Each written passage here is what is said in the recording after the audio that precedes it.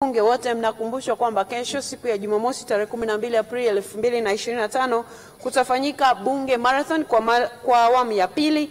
Marathon hii itahusisha mbio za kilomita 5, kilomita 10 na kilomita 21 na washindi watapewa zawadi mbalimbali zikiwemo fedha taslimu.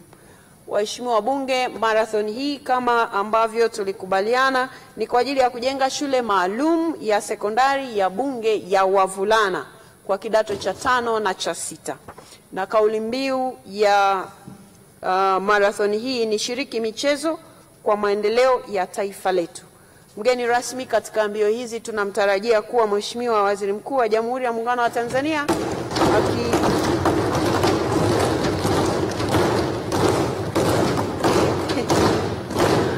Mheshimiwa wabunge, taarifa niliyopewa ni kwamba kwa kesho Mheshimiwa Waziri Mkuu atakuwa akikimbia kilomita 21. Kwa hiyo wale ambao tumejifua tutaungana naye, wengine tutakutana kwenye mbio za kilomita 5. Washiriki wote wanapaswa kuwasili uwanja wa Jamhuri saa 11:30 alfajiri kwa ajili ya kuanza mazoezi ya viungo kabla ya kuanza marathon. Waheshimiwa wabunge wote mnasisitizwa kwamba kuhudhuria marathon hii ni lazima.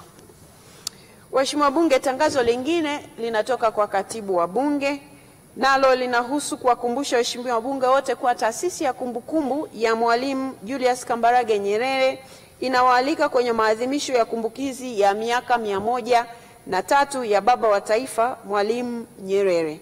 Maadhimisho haya yatafanyika siku ya Jumapili tarehe 13 Aprili 2025 kuanzia saa 2 asubuhi katika ukumbi wa Jakaya Kikwete jijini Dodoma. Kauli mbiu ni chagua viongozi bora kwa ustawi wa jamii na maendeleo endelevu ya taifa letu.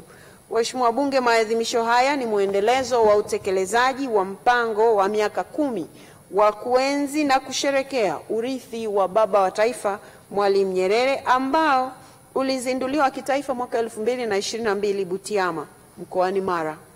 Madhumuni makubwa ya maadhimisho haya ni mawili. Moja ni kuwashirikisha Watanzania, wizara na taasisi wakiwemo upande wangu wa kushoto Mheshimiwa Asia na Mheshimiwa Hawa, bado nimesimama, mkoani Mara. Madhumuni makubwa ni mawili. Moja, kushirikisha Watanzania, wizara na taasisi wakiwemo watoto na vijana wa taifa letu katika kumuenzi baba wa taifa kwa kazi nzuri aliyoifanyia taifa letu la Tanzania.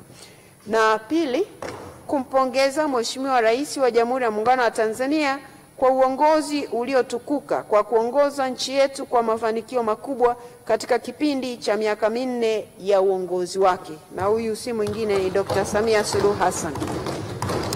Waheshimiwa wabunge, mgeni rasmi katika maadhimisho haya anatarajiwa kuwa Dr. Philip Isdori Mpango, makamu wa Rais wa Jamhuri ya Muungano wa Tanzania.